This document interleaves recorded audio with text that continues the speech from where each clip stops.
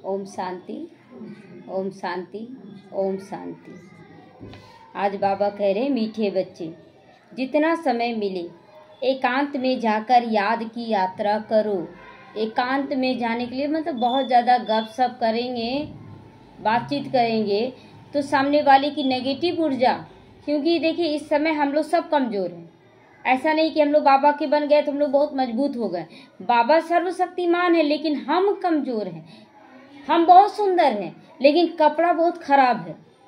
तो क्या कपड़ा अच्छा हो जाएगा क्या पहनने के बाद? नहीं ना। तो उसी तरह अभी ये शरीर पुराना बहुत है, इसमें ताकत नहीं है। तो इसीलिए बाबा कहता है कि याद की यात्रा में रहो, एकांतवासी बनो। मन बुद्धि से एक की याद में सब कुछ करते हुए भी तब शक्ति अनुभव होगा। जब तुम मंजिल पर पहुंच जाओगे तब ये यात्रा पूरी हो जाएगी। मंजिल पर पहुंच जाएंगे, लेकिन जब तक यात्रा में तब तक तो इस शरीर रूपी वस्त्र को धारण करना होगा ना, इसको थकाना नहीं है। प्रश्न है, संगम पर बाप अपने बच्चों में कौन सा ऐसा गुण भर देते हैं जो आधा कल्प तक चलता रहता है? कौन सा ऐसा गुण जो आधा कल्प तक चलेगा? गुण है। उत्तर है, बाप कहते जैसे मैं अति स्वीट हूँ ऐसे बच्चों को भी स्वीट बना देता हूँ। देखिए पहले होता ना कि बाहरी रूप से हम दिखावा करते थे कि हम बहुत मीठे हैं और अंदर से उसके प्रति कड़वाहट या धोखा या झूठ चुगली सब कुछ समाया रहता था। लेकिन अभी क्या है कि बाबा देख रहा है, ये पल पल एहसास होता है और हर पल लगता है नहीं सच्चाई से हमें जो भी करना है, किसी के साथ व्यवहार भी कर रहे हैं तो सच्चाई से। तो देवताएं बहुत स्वीट है। तुम बच्चे अभी स्वीट बनने का पुरुषार्थ कर रहे हो, अभी स्वीट बने नहीं है। कहीं न कहीं कड़वाहट तीखापन आ जाता है। तो बाबा कहता है एकदम अंदर बाहर स्वीट बनना, स्वीटेस्ट बन जाना है ना। जो बहुतों का कल्याण करती हैं, जिनमें कोई शैतानी ख्याल नहीं, वही स्वीट है। कोई शैतानी ख्याल मतलब कोई रावण का कोई भी संस्कार नहीं होना चाहिए। बाबा कहता है रावण का कोई भी संस्कार हमारे अंदर नहीं होना चाहिए। बाहर से तो बहुत मीठा होते, मुंह पे राम बगल में छुरी, वो चीज़ नहीं होना चाहिए कि हम मुंह से बहुत मीठा मीठा बोल रहे हैं और अंदर में कड़वाहट नहीं। हर एक आत्मा है और हर एक आत्मा कमज़ोर हो चुकी है। तो उस आत्मा के अंदर शक्ति हम लोगों को भरना है और प्रकाश देकर उसको भी मीठा बना देना है। तो उसके पहले हमारे अंदर चेकिंग होनी चाहिए कि कोई शैतानी ख्यालात नहीं होना चाहिए। उन्हें ही ऊंचा पद मिलता है, उनकी फिर पूजा होती है। पूजा किसकी हो रही? आज बाबा क्लियर किया, पूजा किसकी होगी? जिसके अंदर में कोई शैतानी ख्यालात नहीं रहेगा, कोई गलत विचार नहीं रहेगा। और अब तो एकदम डिटैच होने का समय आ रहा है। डिटैच होने का, कौन क्या कर रहा कैसा सब चीज़ से न्यारा, बस बाबा और मैं करते चले जाना है। ओम शांति। बाप बैठ इस शरीर का बाप बैठ समझाते हैं इस शरीर का मालिक आत्मा है। यह पहले समझाना चाहिए सबको, क्योंकि अभी बच्चों को ज्ञान मिला है। तो पहले तो समझना है कि हम आत्मा हैं। शरीर से आत्मा काम लेती है, पाठ बजाती है। ऐसे ऐसे ख्यालात और कोई मनुष्य को आते नहीं, क्योंकि देह अभिमान में है ना, सब तो देह अभिमान में है। और इसीलिए ये नहीं सोचते कि जो भी हम कर रहे हैं अगर सच्चाई से कर रहे हैं तो सारे लोग हमारे साथ सच्चाई से ही पेश आएंगे। अगर हम झूठे हैं तो सभी लोग झूठे बनकर सामने आएंगे। और इसी संगम युग पर दोनों का पाठ चल रहा है। अगर कोई झूठा है उसको रहने दे, उसको सकाश दे, लेकिन हमें सच्चाई से चलना है, हमें झूठ नहीं। इसीलिए तो बाबा बोलता है ना कि कम बोलो, धीरे बोलो, मीठा बोलो। क्यों बोलता? ताकि मुख तो के द्वारा कुछ ना कुछ ऐसा वैसा पुराने संस्कारों के वसूभूत होकर ना कुछ निकल जाए। तो देह अभिमान में बाहर वाले यहाँ इस ख्याल में बैठाया जाता कि मैं आत्मा हूँ। सबको क्या समझकर बैठना है? आत्मा बनकर। तो यह मेरा शरीर है, शरीर मेरा है, मतलब ये मेरे कंट्रोल में है। मैं आत्मा परम पिता परमात्मा की संतान हूँ। यह याद ही घड़ी घड़ी भूल जाती है। यह पहली याद करनी चाहिए। यात्रा पर जब जाते हैं तो कहते हैं ना चलते रहो, याद करते रहो, बोलते हैं जय माता दी बोलते जाते हैं ना। क्यों? ताकि जयकारा इसलिए लगाते ताकि सबके अंदर वो याद बनी रहे।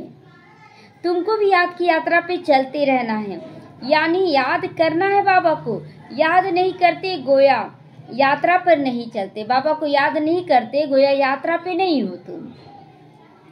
देह अभिमान आ जाता है। देह अभिमान में आने से कुछ न कुछ विक्रम हो जाती है। अगर आत्मिक स्थिति नहीं है ना तो हर जगह कुछ न कुछ विक्रम हो जाएगा। लेकिन अगर बाबा को साथ रखेंगे तो कुछ गलत होने नहीं देगा। बाबा हर पल आपको अपने साथ रखेगा। तो ऐसे भी नहीं कि मनुष्य सदा विक्रम करते। अब ऐसा भी नहीं है कि जो मनुष्य हैं जो ज्ञान में नहीं वो सदा विक्रम करते। अच्छा, अपने आप को ही देख लेना कि जब हम लोग भक्ति मार्ग में थे, मन के अनुसार चलते थे, क्या हमेशा विक्रम करते थे? अच्छाई भी तो करते थे ना। तो फिर भी कमाई तो बंद हो जाती है। अच्छा करते हैं लेकिन कमाई उसको नहीं कहा जाता है जो अंदर में कुछ और बाहर में कुछ और। इसीलिए जितना हो सके याद की यात्रा में ढीला नहीं पड़ना चाहिए। एकांत में बैठ अपने साथ विचार सागर मंथन कर पॉइंट निकालनी होती है। बहुत अच्छे से विचार सागर मंथन कर कि कैसे हम निकले, मेरे साथ क्या हुआ, कैसे ठीक हुआ, कैसे सबको ज्ञान दे। ये मन बुद्धि में चलते रहना चाहिए। कितना समय बाबा की याद में रहते हैं हम लोग। ये बच्चा, ये परिवार, ये व्यर्थ है। आप आत्मा समझ कर अगर सेवा भाव से करते हैं तो ये श्रेष्ठ है। तो श्रेष्ठ भी यही, व्यर्थ भी यही हो रहा है। हम देखें, चेक करें कि हम श्रेष्ठ बन रहे कि व्यर्थ गंवा रहे हैं। तो मीठी चीज की याद पड़ती है ना। बच्चों को समझाया जाता है इस समय सभी मनुष्य एकमात्र एक दो को नुकसान ही पहुंचाते हैं। देख रहे हैं ना, परिवार में बहुत बड़ा फैमिली है।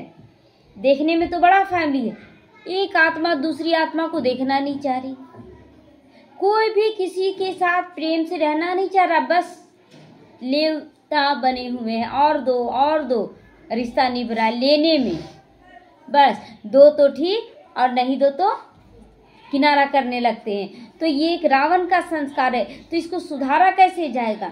आप बोलते हम इतना दे रहे हैं, आप तो कुछ दे नहीं रहे। ये भी रिश्ते निभाने का तरीका नहीं है। हम उसको करके दिखलाएं। हम जो बोल रहे, एक बार दादी गुलजार बोली थी ना बाबा से कि बाबा ये तो कुछ करती है नहीं, केवल खाती रहती है। तो बाबा बोला बच्चे चिंता मत करो, तुमको फ्री का दास दासी मिलने वाला है। तो अगर कोई बैठ के आपके साथ मतलब केवल आपका फायदा ले रहा है, वो पूरे कल्प देने वाला बन जाएगा, पूरे कल्प। और हम दे क्या रहे हैं? जो बाप का दिया हुआ है वही दे रहे हैं। तो नुकसान ही पहुंचाते हैं। सिर्फ टीचर की महिमा बाबा करते हैं, उसमें भी कोई कोई टीचर खराब होते हैं। नहीं तो टीचर माना टीच करने वाला, पढ़ाने वाला, मैनर्स सिखलाने वाला, है ना। बहुत टीचर्स भी खराब करते हैं। अब बाबा क्या बोलता है, पढ़ाने वाले के अंदर कैसा होना चाहिए? मैनर्स होना चाहिए, जो दूसरों को सिखला सके। तो जो रिलीजियस माइंडेड है, अच्छे स्वभाव के हैं, उनकी चलन भी अच्छी होती है। बाप अगर शराब पीते हैं तो बच्चों को भी वह संग लग जाता है। बच्चे भी देख देख के सीख जाते हैं, नशा करने लगते हैं। इसको कहेंगे खराब संग, क्योंकि रावण का राज्य है ना, देखकर संग का रंग चढ़ जाता है। राम राज्य था जरूर, परंतु वह कैसे था, कैसे स्थापना हुआ, ये वंडरफुल मीठी बातें तुम बच्चे ही जानते हो। स्वीट, स्वीटर, स्वीटेस्ट कहा जाता है ना। स्वीट अपने लिए, फिर स्वीटर बनना है, स्वीटेस्ट बनना है। तो अपने परिवार, लोग परिवार जो हद में है उसमें स्वीटर, और स्वीटेस्ट मतलब पूरे बेहद के परिवार के लिए हमें स्वीट बनना है, यानी सभी को आत्मा देखकर व्यवहार करना है। तो बाप की याद में रहकर ही तुम पवित्र बनाते हो। पवित्र मन रखो, पवित्र तन रखो, बोलते हैं ना। तो मन को पवित्र बनाना बहुत कठिन है, और जो मन बुद्धि को पवित्र बना लिया, तन से नहीं बनाए, वो भी गलत है। लेकिन जो दोनों को बनाकर चल रहा है ना, वही सत्युग में जाएगा। कितना सहज रास्ता बाबा बता दिया। खुद को तन मन से मीठा बनाओ और पहुंच जाओ।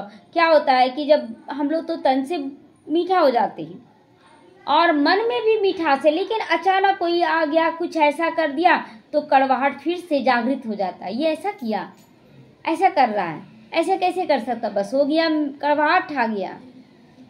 तो बाप नई सृष्टि में नहीं आते हैं। सृष्टि में मनुष्य, जानवर, खेती बाड़ी आदि सब आ जाता है। मनुष्य के लिए सब कुछ चाहिए ना। शास्त्रों में प्रलय का वृत्तांत भी रॉन्ग है। प्रलय होता ही नहीं, यह सृष्टि चक्र फिरता है। रात हुआ, बात गया बोलते ना, रात गया तो दिन निकला ना, विनाश तो नहीं हुआ कुछ भी। उसी तरह कलयुग खत्म होगा, सतयुग आएगा, लेकिन दुनिया का विनाश नहीं होगा। तो बच्चों को आदि से अंत तक ख्याल रखना चाहिए। मनुष्यों को तो अनेक प्रकार के चित्र आदि आते हैं, याद आते हैं, मेले मिलाखड़े आदि याद आती हैं। यह सब हद के ही। तुमको बेहद की याद, बेहद की खुशी, बेहद का धन, सब कुछ बेहद का मिलता है। बाबा कहता हद का नहीं, अब सब कुछ बेहद का मिलेगा। बेहद का बाप है ना, तो सब कुछ बेहद का मिल रहा। परिवार भी कैसा, बेहद का। अच्छा, बेहद का परिवार में आए तो भारीपन लग रहा है क्या? पहले होता था लौकी परिवार में 10 लोग है, बहुत 10 लोग हैं, इतना करना पड़ता है। लेकिन आज बेहद का परिवार हो गया, इतना सब कुछ करते के बावजूद लगता है कि और बढ़े परिवार, और बेहद में जाएं।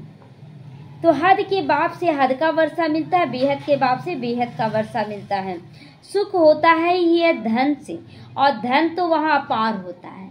सतयुग में धन अपार होगा। यहाँ पर ज्ञान धन हमें खुद भी धारण करना है और दूसरों को भी ज्ञान धन देना है।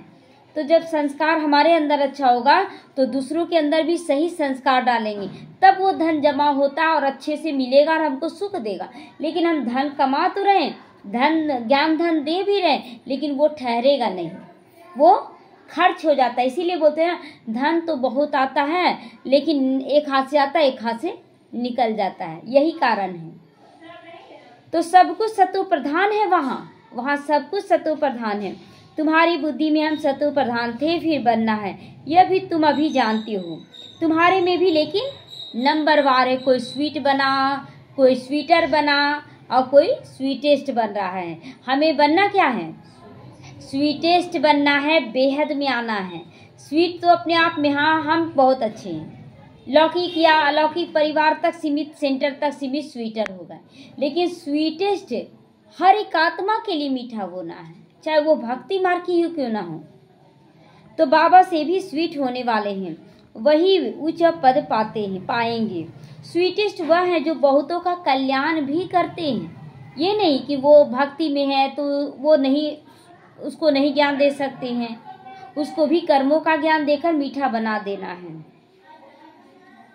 तो बाप भी स्वीटेस्ट है, तब तो सब उनको याद करते हैं। कोई शहद या चीनी को ही स्वीटेस्ट नहीं कहा जाता है। यहाँ पर यह मनुष्यों की चलन के लिए मीठा कहा जा रहा है, व्यवहार के लिए मीठा कहा जा रहा है। कहते हैं ना स्वीट चाइल्ड, मीठा बच्चा है।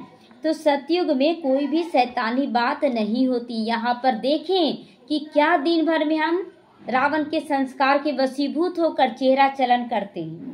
अंश मात्र भी नहीं होना चाहिए। तो इतना पद जो पाते हैं, जरूर यहाँ पुरुषार्थ किया होगा। तो करना है ना यहाँ पुरुषार्थ। अभी घर जाने लायक नहीं बने हैं, तभी यहाँ पर हैं।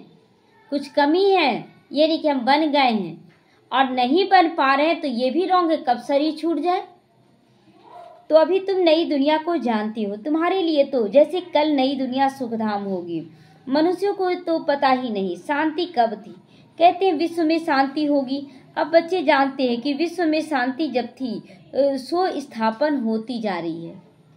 जो विश्व में शांति थी वह स्थापन हो रहा है। अब यह सभी को समझाएं कैसे? कैसे समझाएंगे? कैसे समझाएंगे अपनी स्थिति से? तो ऐसी ऐसी पॉइंट्स निकालनी चाहिए जिसकी बहुत चाहना है मनुष्यों को चाहना है कि हमें कोई ऐसे समझाए कि मन तृप्त हो जाए, ऐसे कोई प्यार दे, सभी तरस रहे हैं प्यार के लिए। और इसीलिए आप देखते होंगे कि जैसे ऐसे लोग बुढ़ापे में पहुंचते हैं, उसका स्वभाव बच्चे का बनने लगता है, क्योंकि उसको उसकी चाहना पूरी नहीं होती है, मैच्योरपन नहीं आ पाता है उसके अंदर। वो चाहना में ही लटके लटके थक जाता है और अंतिम क्षणों में वो बच्चा के रूप में ट्रीट करता है। तो विश्व में शांति हो, इसके लिए रड़ी मारते रहती, क्योंकि सभी अशांत बहुत हैं। यह लक्ष्मी नारायण का चित्र सामने देना है। इनका जब राज्य था तो विश्व में शांति थी। उनको ही हेवन, डीटी वर्ल्ड कहा जाता, देवी देवताओं की दुनिया। वहाँ विश्व में शांति थी। आज से 5000 वर्ष पहले की बात है, और कोई नहीं जानता। आज से 5000 साल पहले भारत स्वर्ग था, देवी देवताओं का राज्य था। तो यह मुख्य बात है। अब आत्माएं मिलकर कहती हैं विश्व में शांति कैसे हो। हर एक आत्मा तरस, कुछ एक आत्मा बहुत सुखी है, उसे देखकर लोग मूंझ जाते, वो भी तो सुखी है। अरे उसका जन्म कम हुआ है तो इसलिए सुखी है, या उनका पुण्य का खाता अभी बचा हुआ तो वो सुखी हैं। तो सभी आत्माएं पुकारती है, तुम यहाँ विश्व में शांति स्थापन करने का पुरुषार्थ कर रहे हो। जो विश्व में शांति चाहते हैं तुम उन्हें जाकर सुनाओ। क्या सुनाना है? कि भारत में शांति थी, तभी मांगते हो। जब भारत स्वर्ग था तो शांति थी, अब नर्क है। नर्क कलयुग में अशांति है, क्योंकि धर्म अनेक हो गए, माया का राज है ना। सब अपने अपने मत पर चलना शुरू कर दिए। हम सही, हम सही, सही कोई भी नहीं है सब, लेकिन अपने अहंकार में हम सही, हम सही। तो भारत की भक्ति का पंप है ना, भक्ति का पंप है। बहुत अच्छे से पूजा पाठ करें, अहंकार आ गया। हम बहुत अच्छे से पूजा पाठ करें, थोड़ा सा यज्ञ हवन, तब क्या कर लिया? अहंकार आ गया। तो दिन प्रतिदिन वृद्धि हो रही है किसकी? आसुरी और गुणों की वृद्धि हो रही है।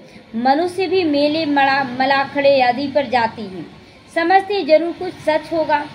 अभी तुम समझती हो उनमें कोई पावन नहीं बन सकता। बाबा कहता है ना कि जो मेले मलाखड़े में जाते, देखे अभी कुंभ का मेला लगा, साधुओं में लड़ाई कितना हुआ। मेरा ये मतलब जो यात्रा, रथ यात्रा निकालते अपना अपना, तो मेरा आगे जाए, मेरा आगे जाए, लड़ाई कर रहे हैं। तो ये सब दिखने को मिलता है। अभी तुम समझते हो उनसे कोई पावन नहीं बन सकते हैं। कितना भी आप घर बार छोड़ दें, पूजा पाठ जप तप हवन सब कर लें, कुछ नहीं मिलने वाला है। मन को शुद्ध कर लें, सब कुछ मिल जाएगा। तो पावन बनने का रास्ता मनुष्य कोई बता नहीं सका आज तक। पतित पावन एक ही बाप है, दुनिया एक ही है, सिर्फ नई और पुरानी कहा जाता है। पुरानी दुनिया में कितना भी आप पेंट पुचाड़ा कर ले, सेकंड में दरार पड़ जा रहा। आज देखिए नया नया मकान बनता है, दरार कितना तुरंत पड़ जाता है। नया मकान बनाए, देखो दरार पड़ गया। क्यों? मकान अभी लग रहा है आपको नया, लेकिन दुनिया पुराना हो चुका है। तो नई दुनिया में नया भारत, नई दिल्ली कहती है, नई होनी है ना, जिसमें फिर नया राज्य होगा। यहाँ पुरानी दुनिया में पुराना राज्य, पुरानी और नया कि दुनिया किसको कहा जाता है यह भी तुम अभी जानते हो। नया दुनिया क्या है और पुरानी दुनिया क्या है, ये तो हम लोग सब कुछ नॉलेज ले लिए हैं। भक्ति का कितना बड़ा प्रस्ताव है, इसको कहा जाता है ज्ञान। ज्ञान सागर एक बाप है। बाप तुमको ऐसे नहीं कहते कि राम राम कहो और कुछ करो, नहीं, बच्चों को समझाया जाता वर्ल्ड की हिस्ट्री ज्योग्राफी कैसे रिपीट होती है। ऐसे नहीं नमः शिवाय राम राम राम राम कर रहे हैं और कि लोगों से घृणा कर रहे, तुम ऐसे कर रहे हो, तुम ऐसे कर रहे हो, घृणा कर रहे हैं। तो ये एजुकेशन तुम पढ़ रहे हो, है ना। अभी हम लोग जो पढ़ाई पढ़ रहे हैं तो उससे समझ सकते हैं। इसका नाम ही है रूहानी एजुकेशन, स्पिरिचुअल नॉलेज, है ना। जो पढ़ाई पढ़ते हैं, बीए पढ़ लिए, आए मेडिकल लाइन में चले गए, ये कर लिए, इंजीनियरिंग कर लिए, करते हैं ना, तो अपना एजुकेशन लेवल में अपना जॉब भी पाते हैं। उसी तरह यहाँ भी हम लोगों का पढ़ाई चल रहा है, और अब जितना जितना आप धारण करेंगे उसके अनुसार आपको पद पोजीशन मिलने वाला है। तो इसका अर्थ भी कोई नहीं समझ जानते। ज्ञान सागर तो एक ही बाप को कहा जाता है, वह है स्पिरिचुअल नॉलेजफुल फादर। शिव बाबा कैसे हैं? आत्मा के ज्ञान से भरपूर हैं वो, और नॉलेजफुल हैं। तो बाप रूहों से बात करते, तुम बच्चे समझते हो, रूहानी बाप पढ़ाते हैं। यह स्पिरिचुअल नॉलेज है, आध्यात्मिक ज्ञान है, ये आत्मा के अध्ययन का ज्ञान है ये। तो रूहानी नॉलेज को ही स्पिरिचुअल नॉलेज कहा जाता है। तुम बच्चे जानते हो परम पिता परमात्मा बिंदी है, वह तुमको पढ़ाते हैं। हम आत्माएं भी पढ़ रही हैं, यह भूलना नहीं चाहिए कभी भी। हम आत्मा जो भी नॉलेज मिलती हमें, फिर हम दूसरी आत्माओं को भी देते हैं, दूसरों को भी समझाते हैं, मैं आत्मा हूँ, ये समझानी देती हैं। तो यह हद याद तब ठहरेगी जब अपने को आत्मा समझकर बाप को याद करोगे।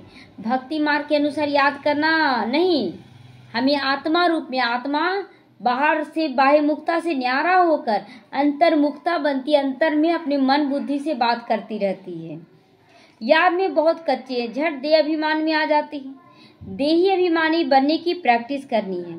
हम आत्मा इनको सौदा देते हैं, हम आत्मा व्यापार करते हैं, बाबा के साथ व्यापार करते, कौड़ी देकर हीरा ले रहे हैं। तो अपने को आत्मा समझ बाप को याद करने में ही फायदा है। आत्मा को ज्ञान है, हम यात्रा पर हैं, कर्म तो करना ही है, छोड़ना तो कर्म है नहीं। बच्चों को याद, बच्चों आदि को भी संभालना है, धंधा धोरी भी करना। बाबा हर रोज मुरली में ये सब बात क्लियर करता है कि आपको सब कुछ संभालना है, अपने आप को भी संभालना है। तो धंधे आदि में याद रहे हम आत्मा है, ये बड़ा मुश्किल है। लेकिन जहाँ मतलब बिजनेस कर रहे हैं, ग्राहक नहीं आने लगा, दूसरे दुकान में जा रहा, तुरंत भर में ख्याल आता है बिक्री नहीं हो रहा, आज क्या, मतलब ना चाहती भी माइंड डिस्टर्बेंस में आ गया।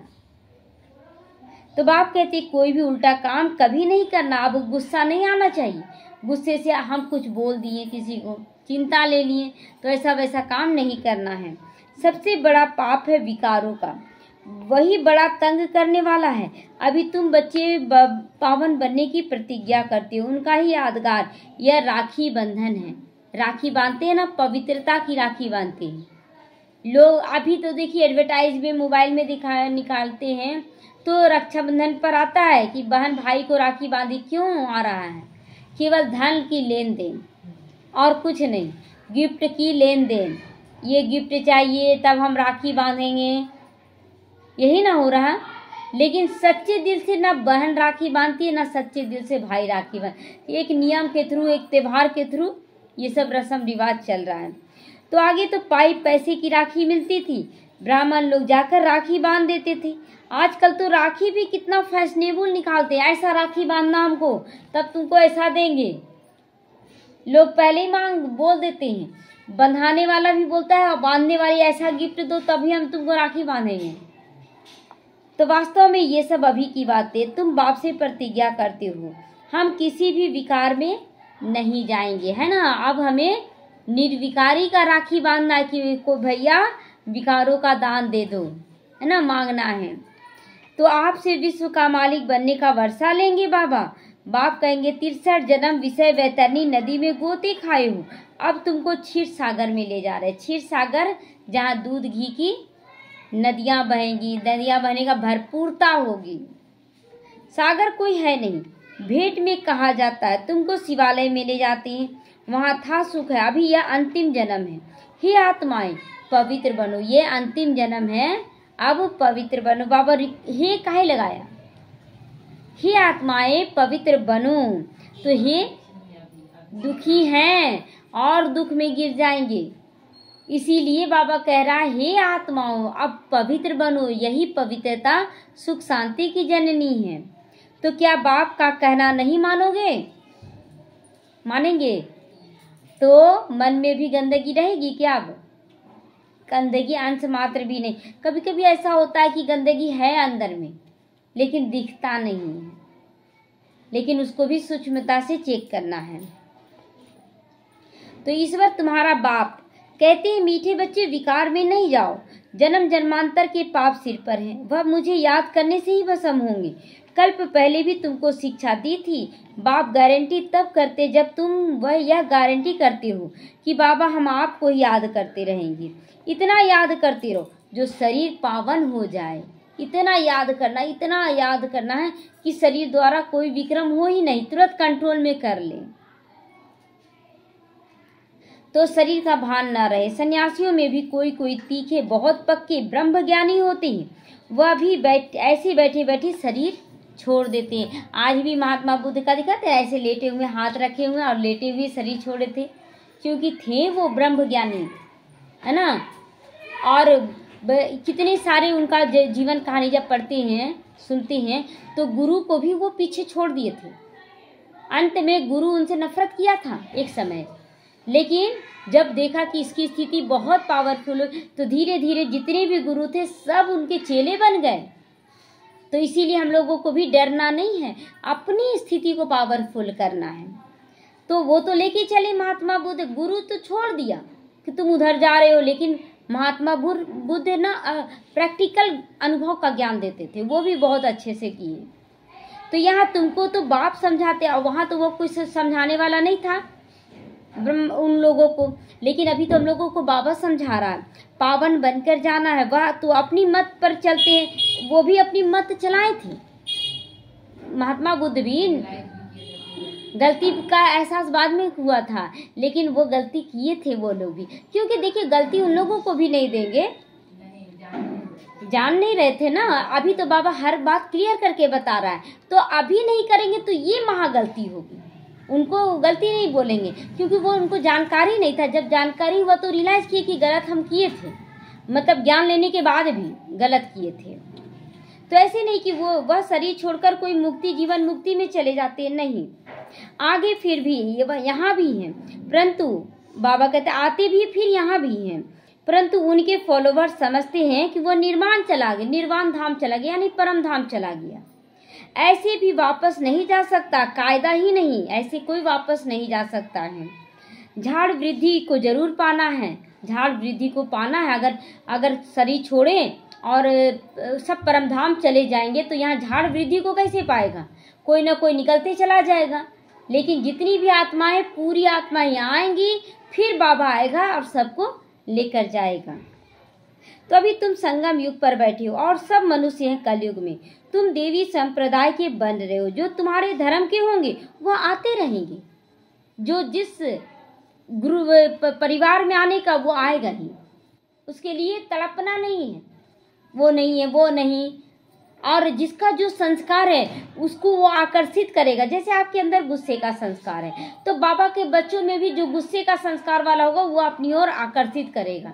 और अगर आपके अंदर गुस्से का संस्कार नहीं है लेकिन लगाव है उसके साथ तो वो आपको ढकेलेगा, ऐसा आपके साथ गलत करेगा ना, वो आपको ढकेलेगा, फिर आप बोलेंगे नहीं हमको इधर नहीं, इधर से जुड़ना है, ऐसे होगा।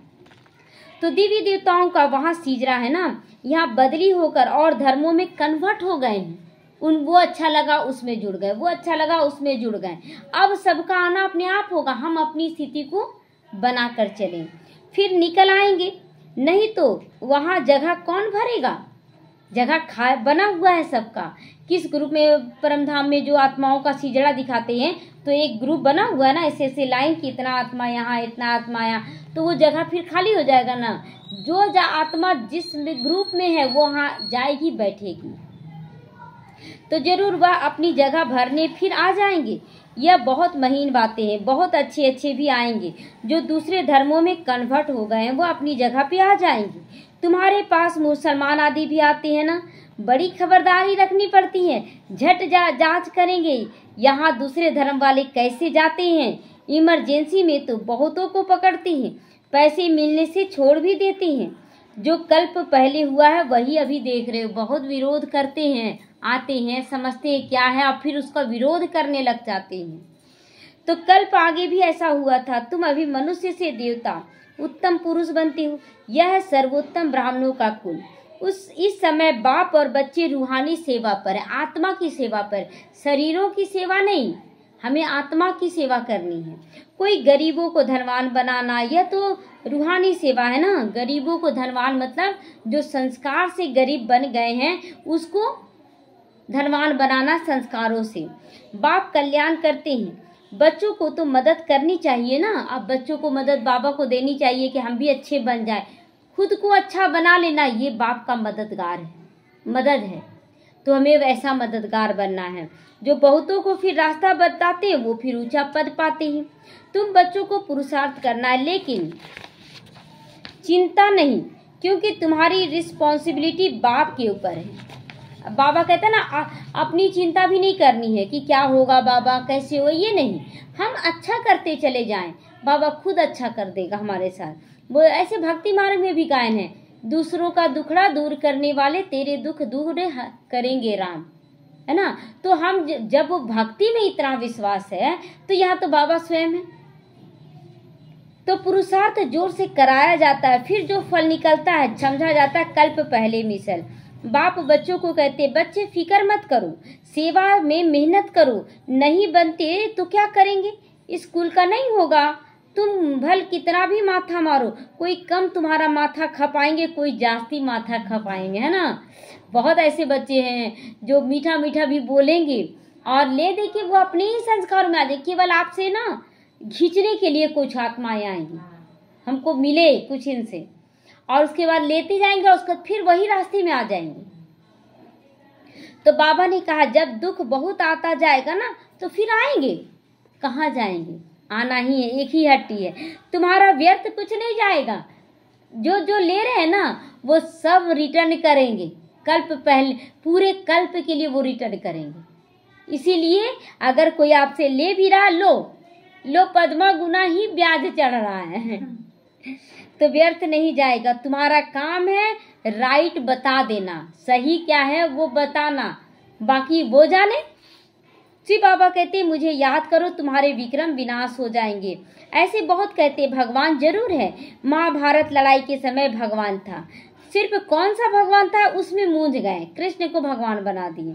श्री कृष्ण तो हो ना सके, श्री कृष्ण उसी फीचर्स से फिर सतयुग में होगा।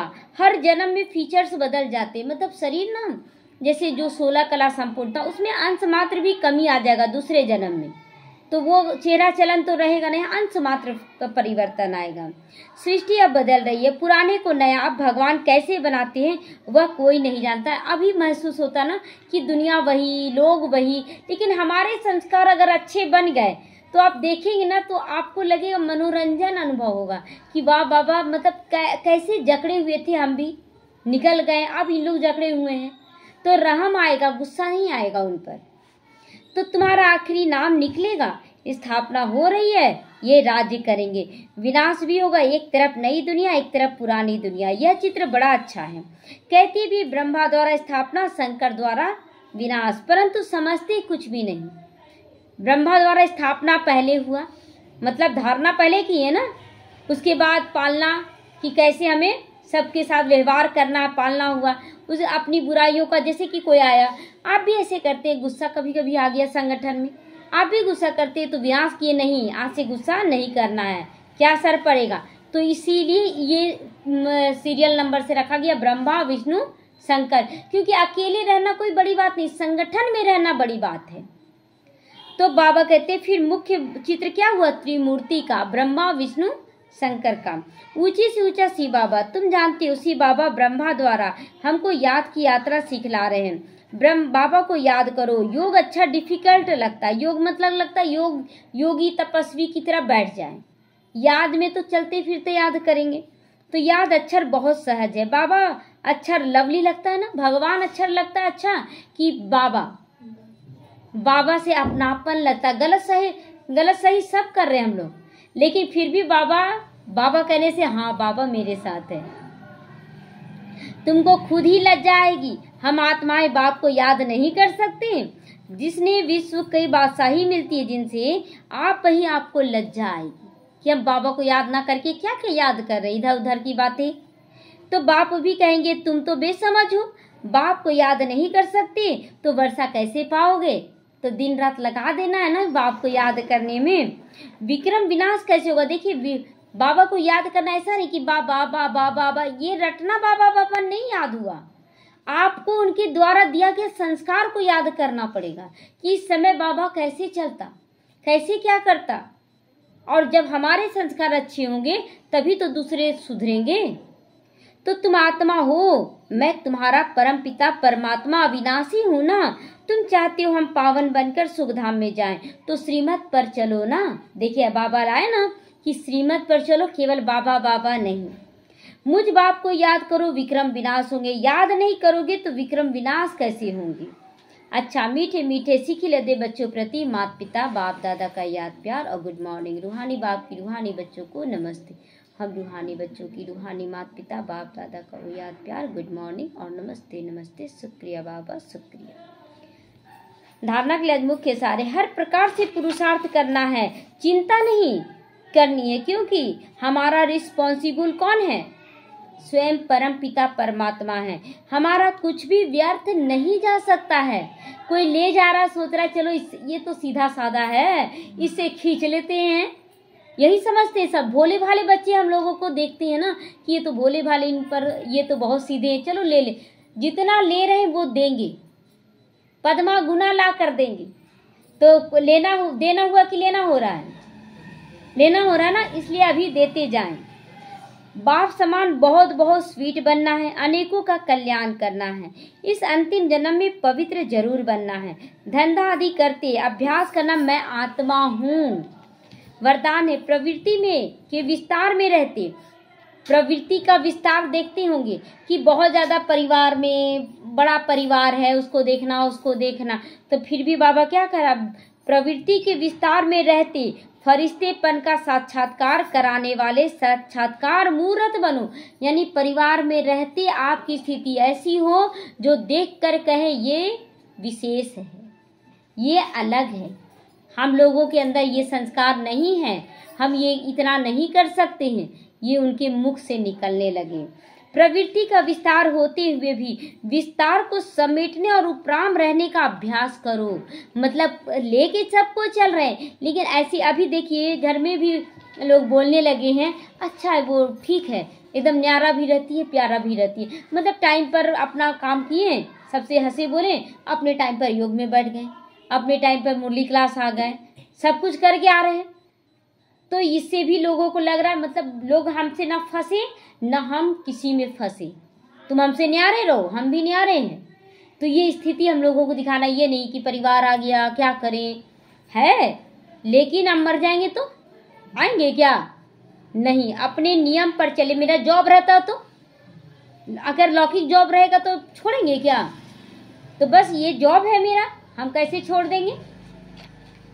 तो अभी अभी स्थूल कार्य कर रहे हैं, अभी अभी अशरीरी हो गए, यह अभ्यास फरिश्तेपन का साक्षात्कार कराएगा।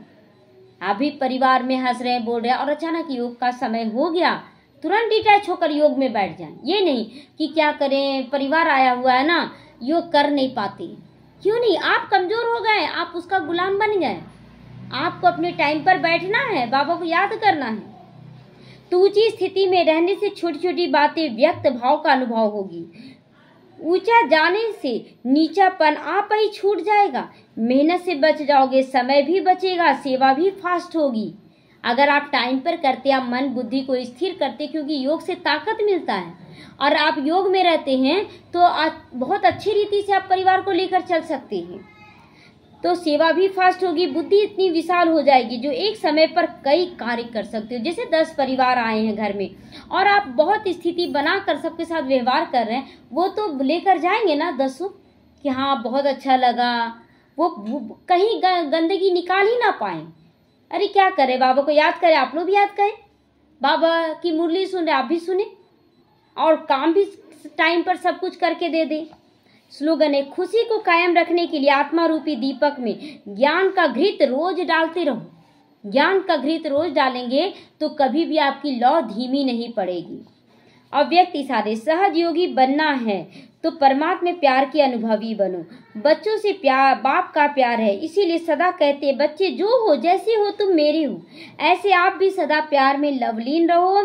दिल से कहो बाबा जो वह सब आप ही हो, कभी असत्य के राज्य के प्रभाव में नहीं आओ, असत्य के राज के प्रभाव में नहीं आना है। जो बाबा सुना रहा है कि ये ऐसा राज्य भाग्य मिलने वाला, इसी के याद में हमें रहना है। श्रेष्ठ भाग्य की लकीर खींचने का कलम बाप ने आप बच्चों के हाथ में दे दिए। श्रेष्ठ लकीर कैसे खींच सकते हैं? अपनी श्रेष्ठ सोच द्वारा, श्रेष्ठ बोल, श्रेष्ठ कर्म, सब कुछ श्रेष्ठ चाहिए, तब जाके हमारा भाग्य सुंदर लिखाएगा। तो आप जितना चाहो उतना भाग्य बना सकते हो। छीनने का जरूरत है, मांगने का जरूरत है कि भाग्य दो भाग्य दो, आप खींचो, कितना खींच सकते हो, क्योंकि इतना मतलब वृद्धि को पा चुका है आत्माएं कि आप जहाँ भी रहोगे ना, सेवा आपसे बहुत हो सकता है, बहुत आत्माएं जुड़ सकती हैं। ओम शांति।